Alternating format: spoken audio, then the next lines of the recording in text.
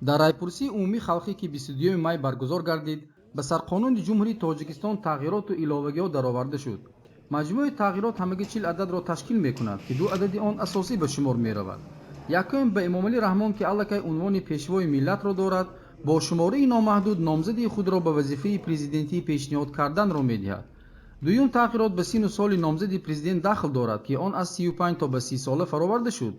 ин ба писари раиси ҷумҳур Рустами Эмомалӣ имкон медиҳад ки дар оянда ба ҷои падараш дар мансиби президентӣ нишаста бигирад.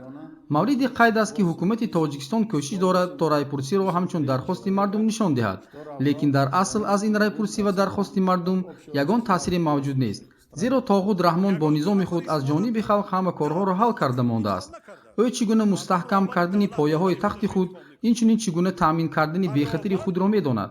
райпурсӣ бошад ҷуз як масҳакии арзон, намоиши ба саҳнаи байналхалқӣ, чизи дигаре нест.